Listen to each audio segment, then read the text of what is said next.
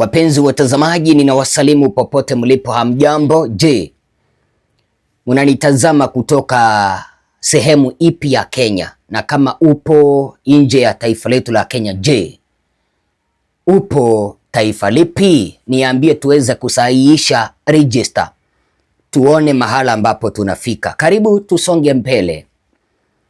Jinsi ambavyo misafara yake Rais William Ruto inazidi kutatizwa na wananchi ambao wanakataa William Ruto na hata viongozi ambao wanaandamana na yeye, ninashuku sana iwapo rais atapata muhula wa pili.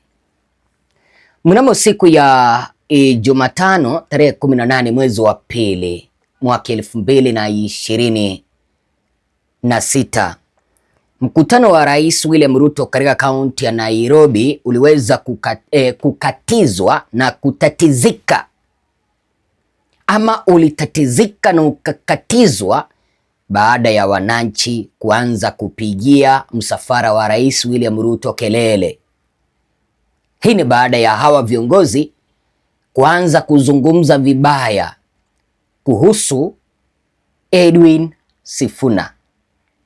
Wacha nikwambie, as we speak, Edwin Sifuna, the Nairobi senator, is a movement. Sifuna is a movement right now as we speak. Asa kuna huyu MCA wa Korogosho kutoka kwa chama cha ODM mwenye anaitwa Absalom Odhiambo. Sijui anajiita Mako Bimba, sijui Mo Bimba. Baada ya kuchukua kipasa sauti kwenye msafara wa William Ruto, alianza kuzungumza vibaya. Watampeleka nyumbani Edwin Sifuna, hawataweza kumruhusu hata kupiga kampeni. Wacha nikwambie, Edwin Sifuna yuko na wananchi. The mobilized crowd by the president walianza kupiga kelele baada ya hawa viongozi kusema kwamba hawataruhusu Edwin Sifuna kupiga kampeni na watamfukuza aende nyumbani kwao.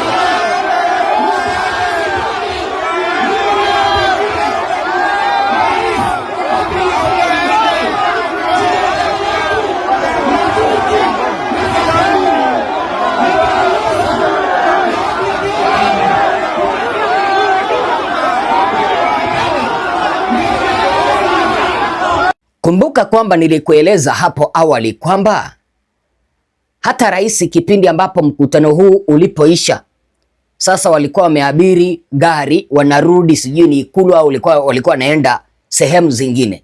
Jiani mtu aliita William Ruto. Ruto akafikiri kwamba mtu anamwambia two term, akafanya alafu mwananchi akamuimbia one term. Yaani kila kona ya Kenya ni one term. Lakini kama kuna kosa ambalo wanafanya ni kufanya kampeni za mapema.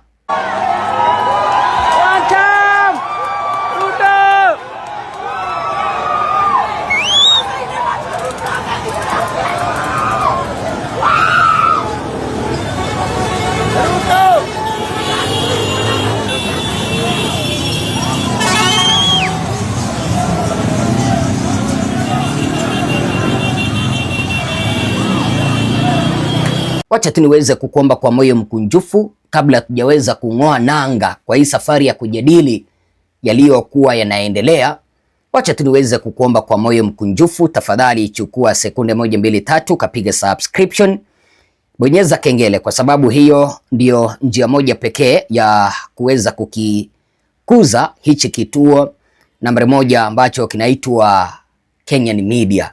Tafadhali like video, tukilike wengi video hii inakuwa exposed, yani inasambazwa kuelekea kwa vikundi vingi au kuelekea kwa watu wengi. Vile ninakuomba na kukusihi, tukimaliza kutazama hii kanda, sambaza hii kanda, sambaza linki ya hii kanda kuelekea kwa vikundi viwili vitatu. Karibu tusonge mbele. Hata ukirusha linki ya hii video kwa status yako ya WhatsApp haitakuwa mbaya, hata Facebook, hata Twitter haitakuwa mbaya, hata Instagram haitakuwa mbaya. Sasa wapenzi watazamaji, kuna kosa ambalo viongozi hawa wanafanya. Wanafikiri kwamba Edwin Sifuna hana support. Wanafikiri kwamba Edwin Sifuna akienda kinyume na Oburu Odinga basi wananchi watamkataa, bila ya kujua kwamba Edwin Sifuna as we speak right now is a brand. Yeye ni brand. Tayari alikwisha jijengea jina lake. Hata ahitaji chama cha ODM ndiposa aweze kushinda uchaguzi. Hapana. Sasa hivi tunavyozungumza, Sifuna amejijengea, ama kwanza alijijengea jina kitambo. Wananchi wamempenda, na kuzungumza vibaya kuhusu Sifuna unawakosea wananchi. Sifuna sasa hivi ni dawa ya wananchi. Mr. Inject Sifuna ni dawa ya wananchi. Ni kama vile dawa ya malaria, dawa ya kipindupindu. Yaani walikuwa wanataka Sifuna akubaliane tu kwamba tunamuunga William Ruto, na wananchi hawataki. Hawa viongozi wanafikiria hivyo. Lakini wacha nikuulize mpenzi mtazamaji. Sasa William Ruto anafikiria kwamba atapata muhula wa pili kipindi ambapo akipita nchini anaimbiwa one term. Kipindi ambapo anajizunguka na viongozi ambao wananchi wanawakataa. Sasa huyu MCA wa Korogosho ndiye alikuwa amemwahidi William Ruto kwamba atampigia kampeni mpaka aweze kupata kura. Sasa kura gani hizi sasa ambazo huyu MCA atampea?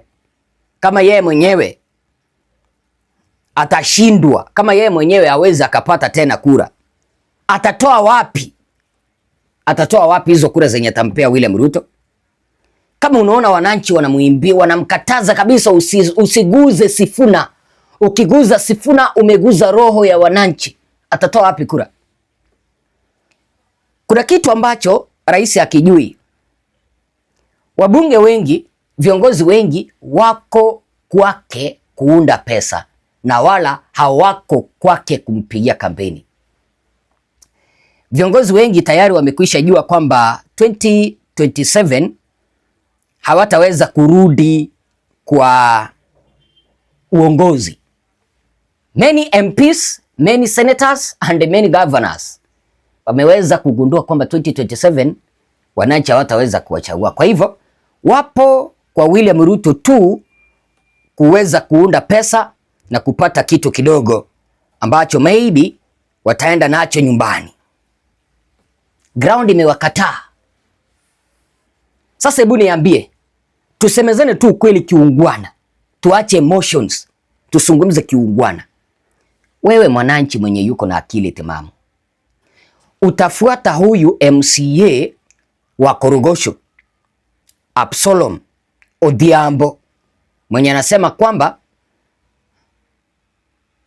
ni heri gharama ya maisha iendelee kupanda lakini wamsupport William Ruto, au uamue umfuate Edwin Sifuna mwenye anasema kwamba William Ruto, uliwaambia wananchi kipindi cha kampeni hautaweza kuongeza gharama ya maisha, mbona unaongeza gharama ya maisha sasa? Utafuata upande gani? Tuambiane tu kweli. utafuata upande wa kuambia William Ruto sasa ongeza taxes, kwa sababu Oburu Odinga, Gladys Wanga, akina hawa Absalom ni kana kwamba wanamwambia William Ruto, wewe ongeza pesa, ongeza ushuru. Huku Sifuna yeye akimwambia bwana, wacha kuongezea wananchi mzigo. Utafuata gani? Utafuata watu wenye wanaambia William Ruto ongeza ushuru? Mkenya mwenye yuko na akili timamu atafuata Sifuna. Kivipi? Atafuata Sifuna kwa sababu Sifuna anaonekana kwamba yeye ndiye anaelewa zile shida ambazo Wakenya wanapitia. Yeye ndiye anaelewa yale matatizo ambayo yanawakumba wananchi. Yeye ndiye anaelewa zile changamoto ambazo zinawakumba wananchi. The other leaders like Oburu, Wanga, akina Jalango, they are there to make money. Yes, they are there to make money.